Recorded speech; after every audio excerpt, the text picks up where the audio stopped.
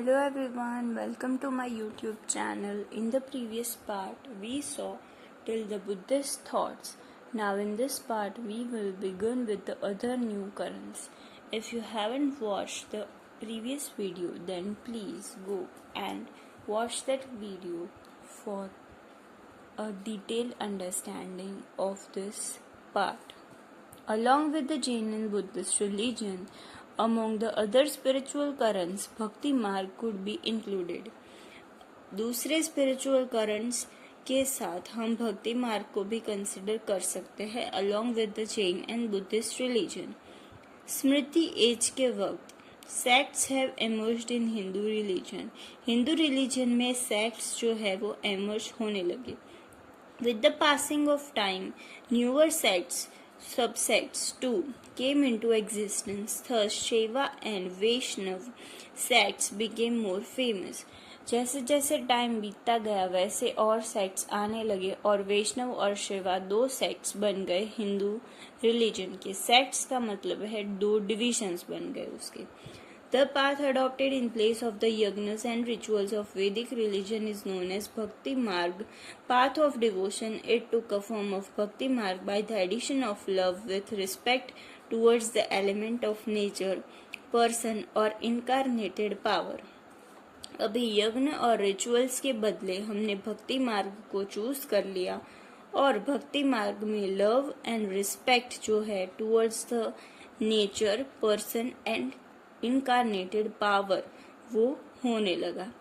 Vaishnav sect gives importance to devotion. At that time the thought emerged that devotion can give liberation. Liberation का मतलब मोक्ष ही होता है. तो वैष्णव सेक्ट जो है वो डिवोशन को इम्पोर्टेंस देता था. Vaishnav believe in Navadha devotion of Shravan, listening, Smaran, remembering, Kirtan, singing, Vandan, bowing, Dashya Bhav, servanthood, and Antya, expression of the attributes of God. Bhagavad Dharma was not opposed to the Veda Dharma because they do accept the existence of God, but they like the Bhakti Marg instead of yagna and rituals to attain moksha. उनको जो भक्ति मार्ग है वो यज्ञ and rituals से ज्यादा अच्छा लगा टू अटेन मोक्ष. Along with the Vaishnav sect, Shiva sect too confirmed its importance, its form. In fact, Shiva sect आएगा यहाँ पे, is even more ancient than the Vedic age because in the Rig Veda, Rudra is mentioned. The form of Rudra was conceived as destruction. Here the form of Shiva or Shankar is accepted as beneficial. यहाँ पे शिवा का form जो है उसको beneficial कहा है. Shiva bhakti and Shiva appreciation were preached mostly by the Purans, Agamas and the Tantras. Shiva Bhakti too possesses the yoga, dhyan and other elements. Today, too, in all the parts of India, the worship of Shiva is seen with some variations. Now let's move on to the contribution of Indian philosophy in the global philosophy. India की जो philosophy है या India जो है उसने क्या contribution किया है ग्लोबल फिलोसॉफी में. The philosophy contained in Indian Vedic literature is not only for the Indians but it is for the welfare of the entire world. In short, पूरे वर्ल्ड के बेनिफिट के लिए, उसके वेलफेयर के लिए है ये सारी philosophy. The Indian philosophy is contained in Rigved, Yajurved, Samved and Atharvaved. It is the invaluable gift of India to the world. The crux of the ancient Aryan people's life is Rigved. जो Indian philosophy है वो ऋग्वेद, यजुर्वेद, सामवेद और अथर्ववेद में है और ये एक invaluable gift है of India to the world. Aryans की लाइफ जो है उसके बारे में हमें ऋग्वेद में पता चलता है. The Indian philosophy has presented 4 orientation of human life. It includes धर्म, अर्थ, काम एंड मोक्ष. To achieve this 4, a system is related to 4 ashrams. Kam, and earth are related to Brahmacharya ashram, and Gruhasth ashram, Dharma and Moksha are related to Vanprasthan and Sannyas ashram. ये 4 आश्रम है और ये 4 system है. According to the system, there are the ashrams. The final aim of human life, moksha, how that could be attained, its spiritual knowledge and philosophy are found in the Upanishad. उपनिषद में हमें मोक्ष के बारे में दिया गया है. वेदांगा, दर्शन ग्रंथ, सूत्र लिटरेचर, सामख्य योग, न्याय Mimamsa and shabda darshan are the gifts of India to the world. ये सारे ही इंडिया के गिफ्ट्स है to the world. Now let's move on to the next page. 2 epics of the world, Ramayana and Mahabharata, are also the gifts of India to the world. Bhagavad Gita is one of the part of the Mahabharata. It talks about the knowledge, devotion, renunciation, karma phal और कर्म of spirituality. ये सारी चीज़ों के बारे में भगवद गीता जो है वो बात करती है.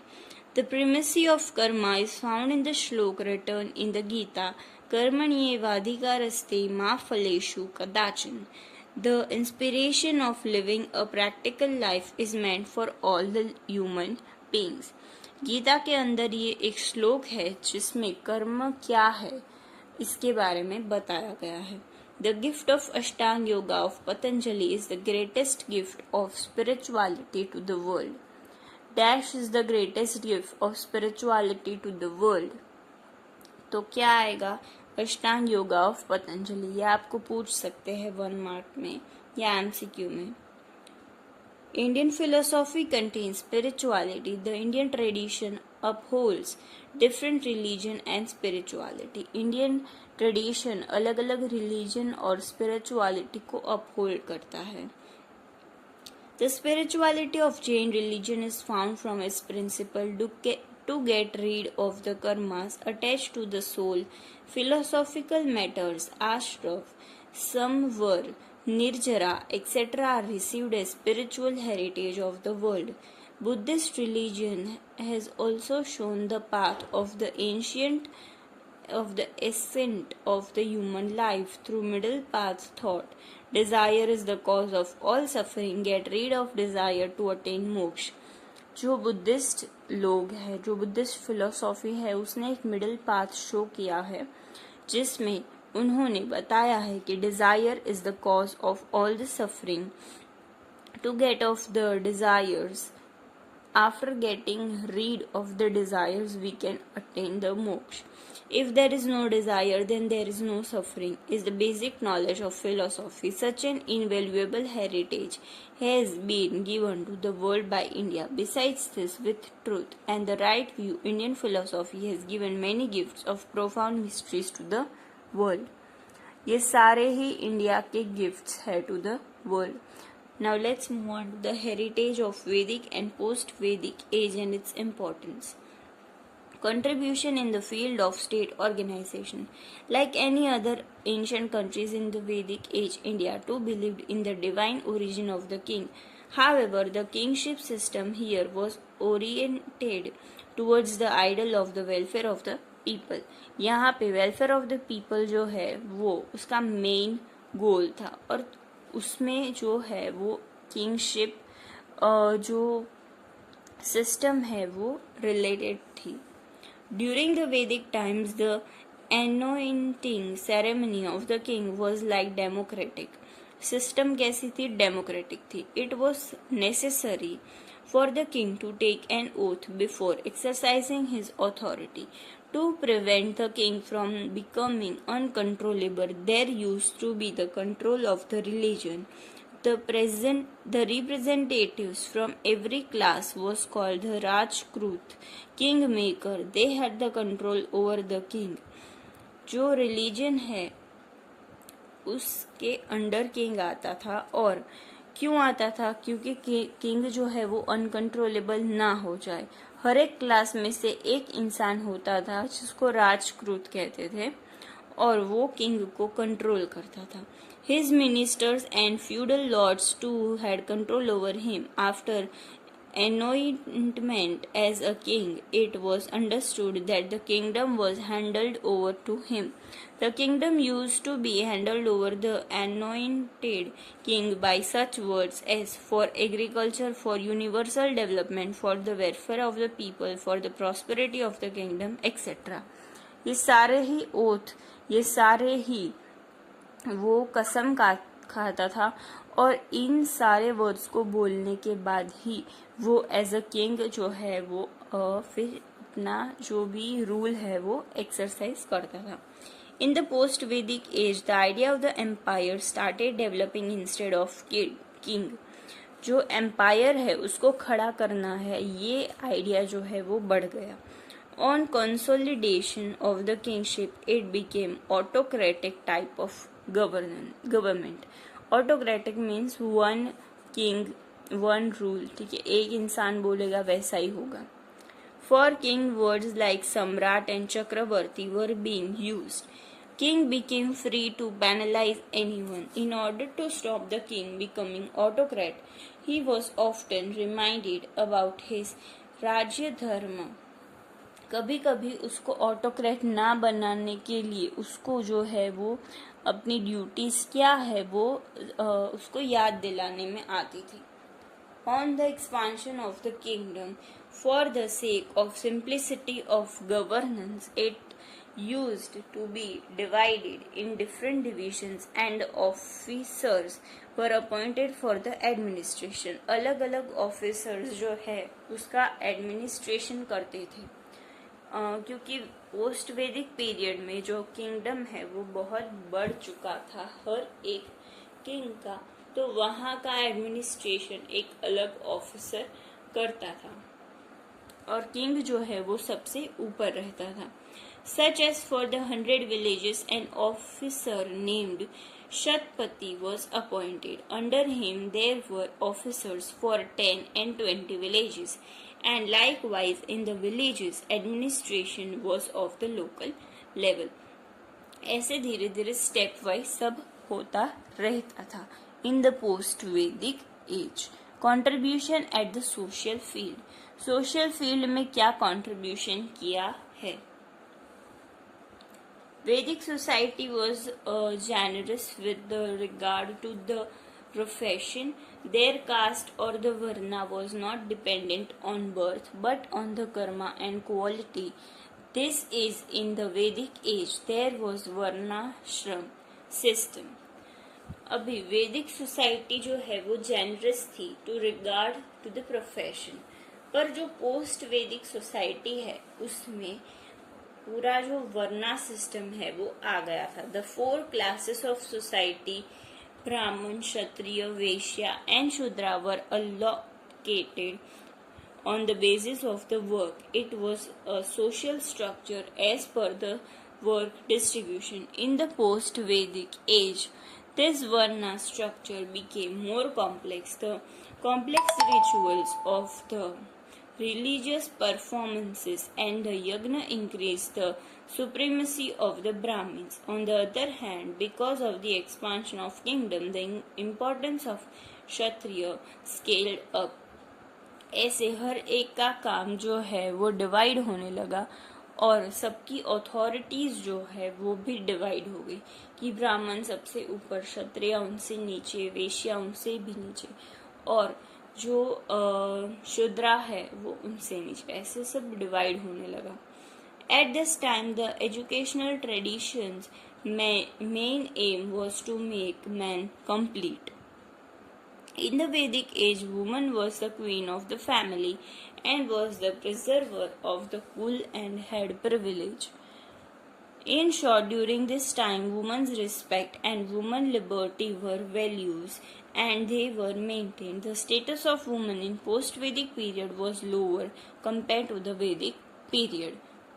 Post-Vedic period जो है तब woman का status lower हो गया compared to the Vedic period. Now let's move on to the next page. Contribution in the cultural field. The religions of the Vedic age were simple and easy and gives an idea of the moral life. वो बहुत simple और easy थे. In the cultural field, Sanskrit language, which is considered as one of the best language, enriched the heritage.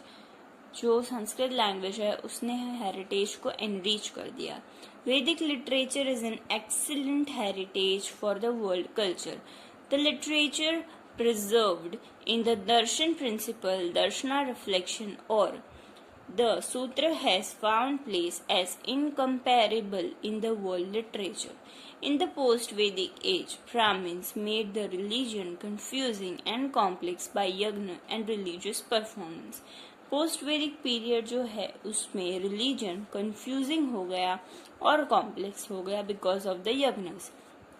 At the same time, Bhagavad and the Shaiva religions began. In the Vedic age, the Aryan culture was influenced by non-Aryans Dravidian culture. Due to the conflict between the both, integral culture developed. पहले conflict हुआ दोनों के बीच में और फिर integral culture जो है वो बन गया.